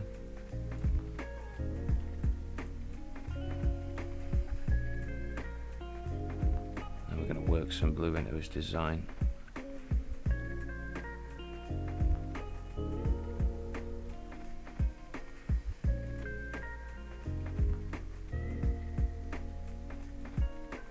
I'm going to do it this way.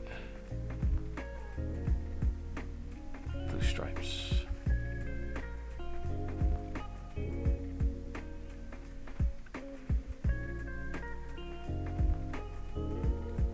There we go. And that brown here.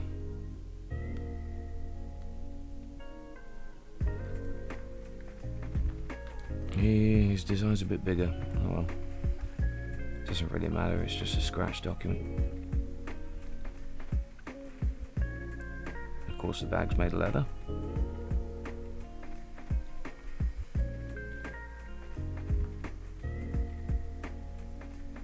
I have this vest thing, right? And blue diamonds.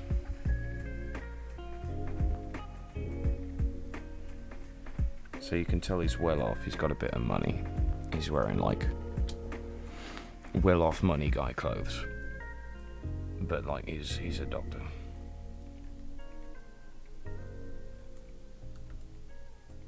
Call him the doc.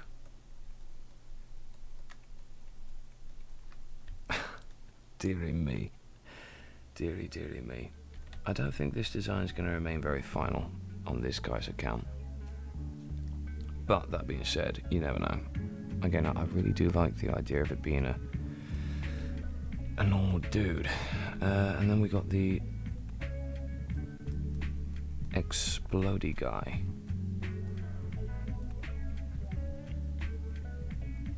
Boom. What do they used to call those in those noir novels? The Peter Man. Like a nitroglycerin expert. I like that. I'm calling him the Peter Man. And he can be like proper underground. He's not like a criminal per se, but he is for hire. And he makes his living getting into places for people. And he can be on sort of like... He'd retired from it, and the PI had called him up because it was the PI who'd almost put him into jail. But sort of let him off because he was renouncing what he was doing. He was like, I don't do that anymore, or something. I don't know. They'll have a connection. They'll have a history somehow. That, or they'll run across him whilst he's on a job, and it'll be like he'll just lend them his efforts and end up staying with him. And he can have this sort of, oh, it was she, explodey gal.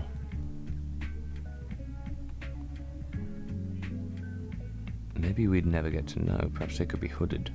Nah, it's like a cultist. Let's just get a definite medic look on that bag there. There we go. What do you think? When you say explodey guy or explodey gal, what does that say to you? What do you think?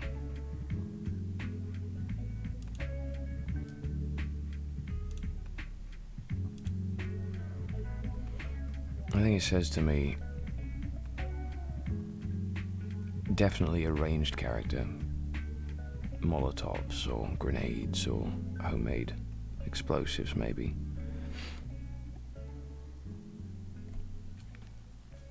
They'd probably be... Let's think about the clothing here.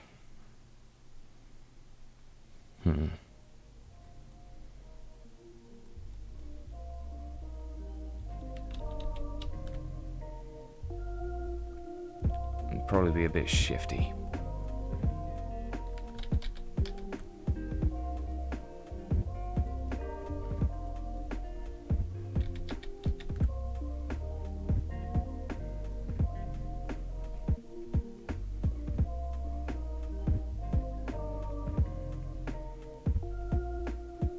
So we'd represent that shiftiness with them looking the other way, maybe. They could have like a... No, I don't think like a face mask thing, but a pair of goggles over them. In reality, I'm just terrible at drawing eyes.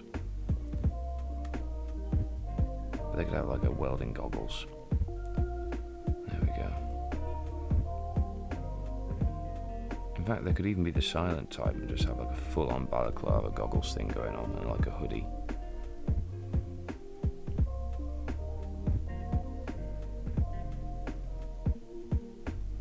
Yeah, why not? We'll bring that way into it there. And definitely a rucksack, because they can't ever be seen anywhere without their favourite bag of toys. So they have like this bag just full of random fireworks and all sorts of stuff.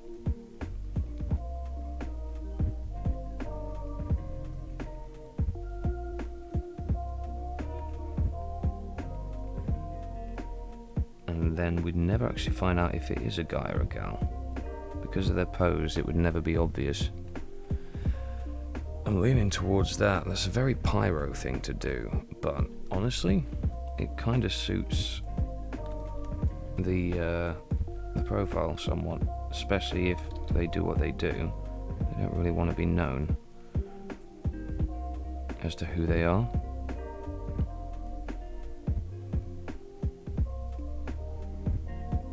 But they could always have like a couple of pouches or something as well. You know, all sorts of stuff.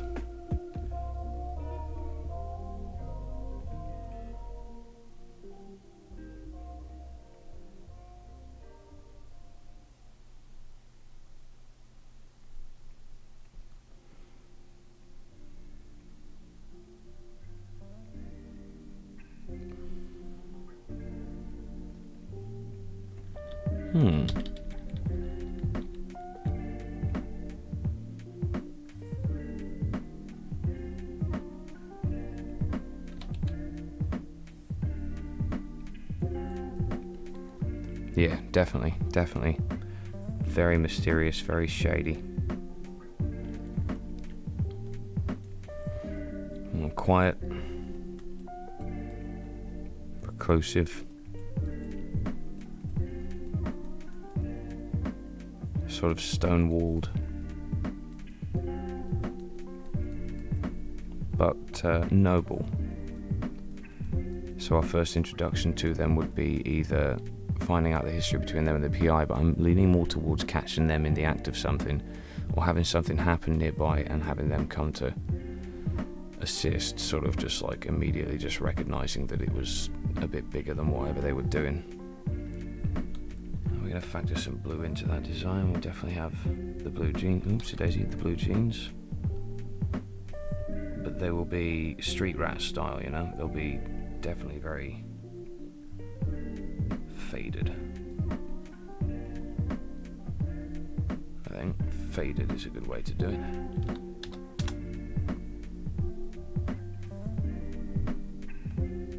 So we've got our faded jeans there. Very dark blue on the hoodie.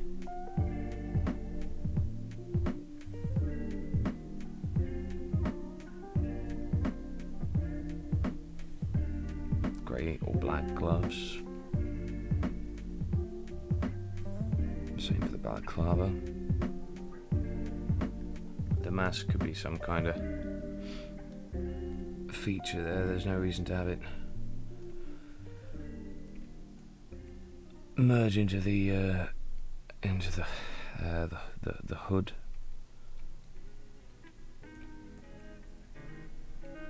And they've always got some sort of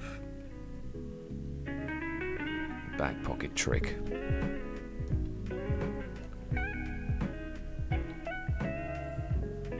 I don't know, I think that works to some degree. I'm not so sure about noble now, sort of just like they don't do anything against the party, so the party just ends up generally just letting them come along, maybe, or the PI knows them and who they are behind the mask already, but we don't get shown that till much later.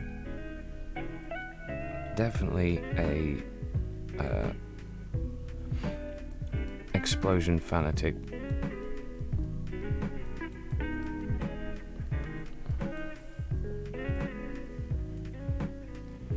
And always packing. Like they could be like in bed and there'll be like a rucksack of just things that could blow up on the bed. And he would be the destructibles specialist. So wherever units would have to spend a turn, maybe it would be free for him to dismantle a hazard.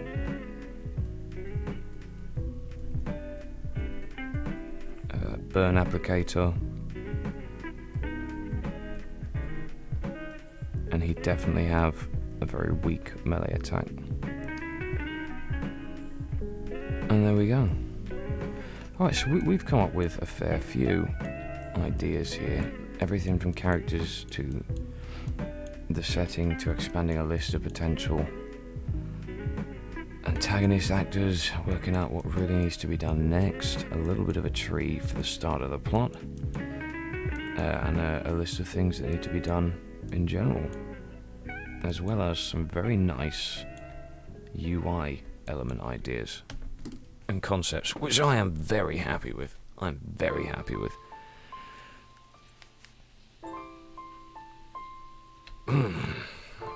And we are coming up to our 2 hours. And we have a few viewers today, which is fantastic. To those of you who have been a bit quiet, I do hope you've enjoyed your time on the stream today. I am going to be raiding someone very shortly, so do stick around. You never know who you'll end up finding. So let's just check Twitch and see who's active right now.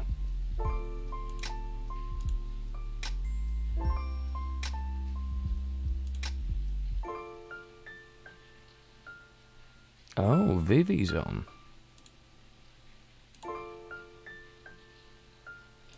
Alright. If you don't already know Vivi, soon you will. She is very bony.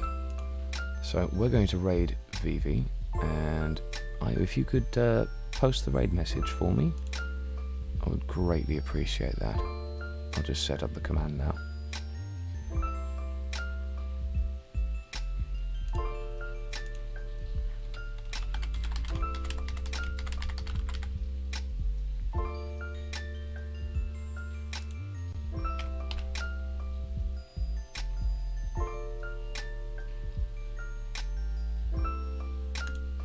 Alright, ladies and gentlemen, thank you for sticking with the stream so far. I've had a lot of fun. I've needed this chill, and I hope you found some chill too. We're going to kick the raid off and spend a little time with Vivi.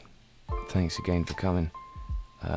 If you're here with the YouTube stream archive, don't forget to pop across to Twitch and give us a follow if you want to see more of this or catch me live. Take it easy, guys.